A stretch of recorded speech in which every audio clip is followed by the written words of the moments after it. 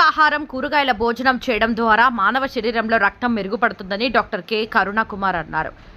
మానవ శరీరంలో రక్త శాతం ఎంత ఉండాలనేది అవగాహన కార్యక్రమం లాలపేట కీర్తి టవర్స్ అపార్ట్మెంట్లో డాక్టర్ కె కరుణకుమార్ ఆధ్వర్యంలో కేకే క్యాన్సర్ ఫౌండేషన్ ద్వారా అవగాహన కార్యక్రమం మరియు ఉచిత అనీమియా వైద్య పరీక్షలు నిర్వహించారు. ఈ సందర్భంగా డాక్టర్ కరుణకుమార్ లాలపేటలో ఉచిత రక్త పరీక్షలు నిర్వహించాము.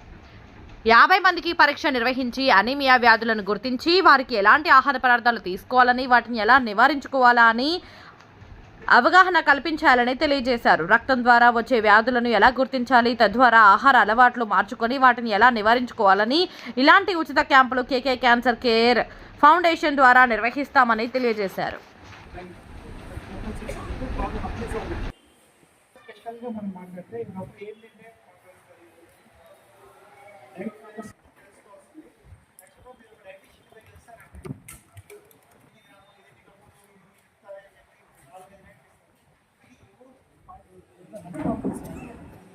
సంబంధించిన అన్ని డిసీజెస్కి సూపర్ స్పెషలిస్ట్ అంటే డబ్బులు అంటే సింపుల్ రక్తం నుండి బ్లడ్ క్యాన్సర్, దాన్ని క్యూర్ చేసే బోన్ మ్యారో ట్రాన్స్ప్లాంట్, వీటన్నిటిని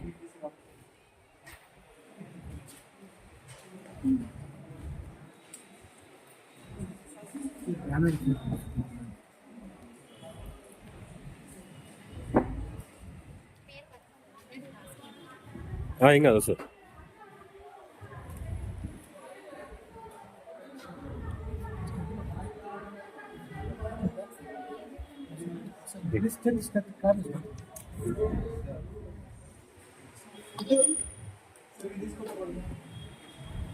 తర్వాత ప్రతి నెల తర్వాత ఈ ప్రెగ్నెన్సీ అయినప్పుడు డెలివరీ ఏంటంటే కొంత బ్లడ్ వెళ్ళిపోతుంది బయట.